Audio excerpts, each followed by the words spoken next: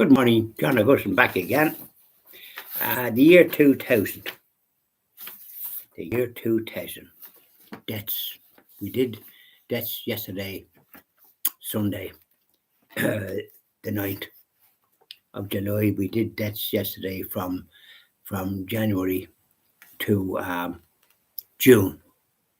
And now deaths from July to December. The year 2000. Always a sad affair, isn't it? So, on the 10th of the 7th, 2000, Dennis O'Connor. And who was Dennis O'Connor? He was the Don of the hereditary chief of the O'Connor Don clan. A very important event. I think one of them became a Jesuit. That was the next chief. But their headquarters and where there's a great place to visit is in Castlereagh, County Roscommon. That's where the O'Connor, the O'Connor clan residence is, and it's like a museum with all the details. Well worth a visit. I advise you to have a visit. Great places to visit in this country. Great history. More so, I think, than any other country. On the 14th of August, that was the 10th of July, on the 14th of August, the year 2000, Frank Boland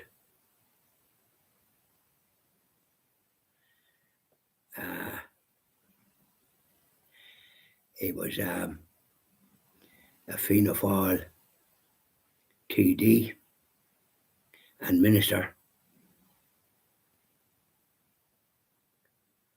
and he was important.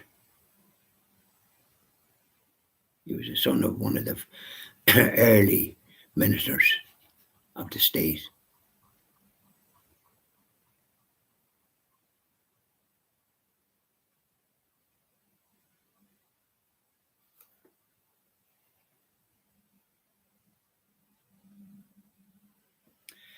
Oh, wait now. I was wrong. Frank Boland. He was from Skerries. He was a Fine Gael minister. He was a Fine Gael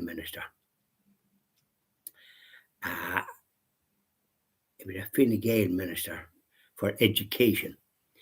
And he, with a one-man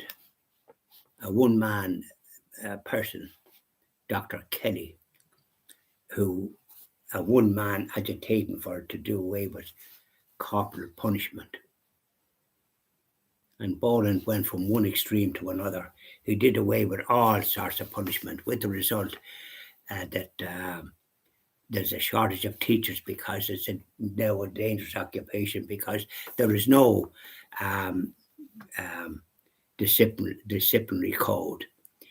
Students, particularly in the lower grades, the higher grades are generally studious, but the other grades, and this free education, so that people from backgrounds that wouldn't normally have a secondary school education are having it, but they are abusive and use foul language against teachers.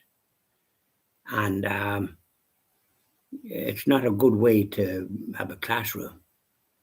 And they should be expelled for the sort of language that they use.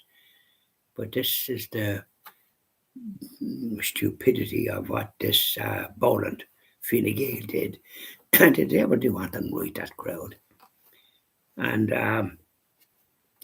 to do, obviously do away with unnecessary corporal punishment, because when I was young, you got slapped if you didn't know the answer to a question, because it hadn't sunk in.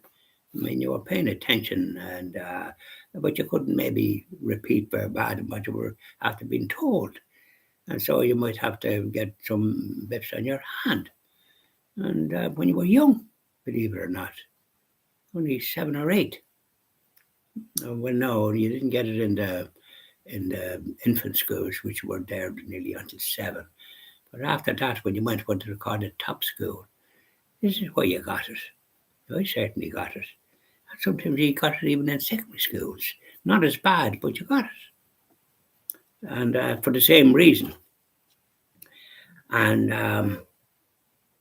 the worst thing of all, I think, is psychological abuse. Sometimes you got that. And that was evil, I think. I think this discipline is important in the school, and the business of any bad language about pupils to a teacher should be a cause for expulsion. Years ago, you could be expelled from the secondary school for little or nothing. If you were caught smoking, you could be expelled, or some other little simple thing. So you need discipline, the same as in anything. In family life, you need it. If you have children, you just can't let them do what they like, or spoil them, or that kind of thing. That doesn't do them a blind bit of good. You want to teach them the way, the truth, and the life. If you're a Catholic, do that. That's your duty. And so as to have something that they can nourish as they get older.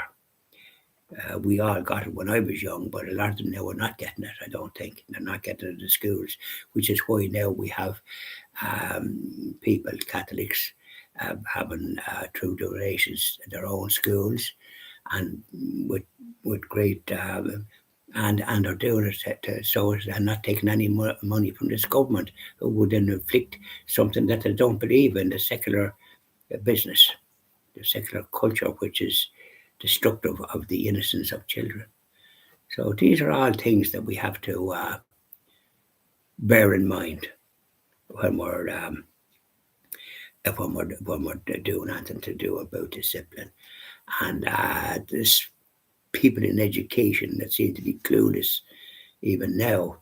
What they're inflicting is even worse. They'd want to look at the discipline and have some kind of common sense approach to it. Because teachers, there's a shortage of teachers. And so this is what the secular crowd do. They're a disaster in many areas, because teachers have to be respected, and they're not in some of these schools. And women, lady teachers now are the majority, I think. And they can suffer from this sort of behaviour. It's not right. And this is Frank Boland, the Fine Gael man. This is the idiotic thing that he did, Lord of mercy. But he didn't, that wasn't good. He was from Skerry, that's where he lived. On the 8th of November, we're taking a good skip. Dr. Brian Boydell, I remember him. He was a composer and a professor of music in Trinity College, Dublin. He had a very peculiar appearance, I always thought, as a young person. I don't know what way he looked. But if you saw him at night time, you get a fright. God have mercy on him. Dr. Brian Boydell. Now, on the 18th of November, Lachlan O'Rafferty, a physiotherapist,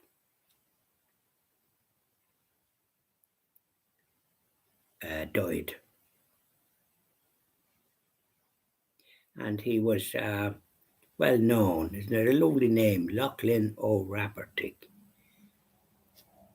Sounds much nicer than in the Irish, doesn't it?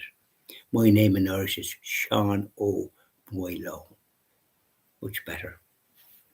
Now, and he was born in 1937. So he was 63. The other one, Dr. Brian Boydell, was born in 1913, the year of the strike in this country. That's when he was born. So he was 80 3, I think.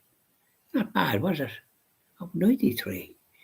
3 from, and then 1, 1, 2. No, he was 87. It's a good age. And then on the 28th of the 11th, 2000, Patrick Donegan. He was a Fine Gael TD and a Minister for Defence. And there was a lot of uproar. He had to resign because Chervil O'Donnelly was the president, and he had been on the court, I think, over in Europe. And he was here. He was a great person for law. But Patrick Donegan, because he didn't sign something, called him thunder and disgrace, and he had to resign because President O'Donnelly resigned because of that insult. So it caused a storm at that time.